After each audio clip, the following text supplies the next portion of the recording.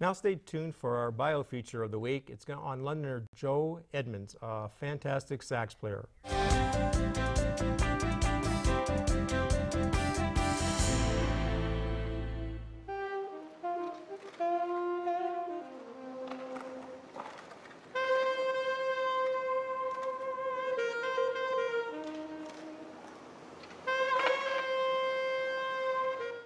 My name is Joe Edmonds, and I'm a musician.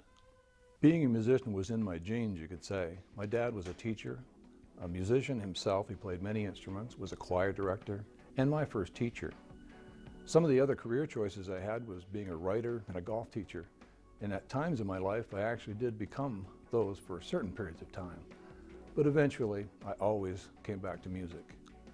Anyone that's beginning with the idea that they might want to be a professional musician, the thing I would say to them, most important, learn your instrument as well as possible. And if you can, take lessons from a professional. And then after that, listen to any professional musician on your instrument that you can hear, whether it's the style of music you want to play or not. Because in any style of music, great artistry can be learned from.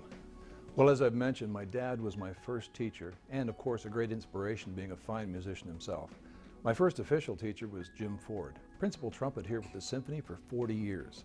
On record, my favorite trombone players were Tommy Dorsey and Jack Teagarden, and on saxophone, Coleman Hawkins. I guess you could say my key to success for myself was being a hard worker. I'm actually accused of being obsessive about learning something new and getting something done when I've started a new project. Other than that, my main talent, I guess you could say I was born with, was an appreciation for sound, to get a beautiful tone out of any instrument that I try to play. I believe emotional expression is the most powerful element of music. You can play all the notes in the world, high, fast, it doesn't matter. If the tone and the expression of your heart is not in that music, it's not worth listening to.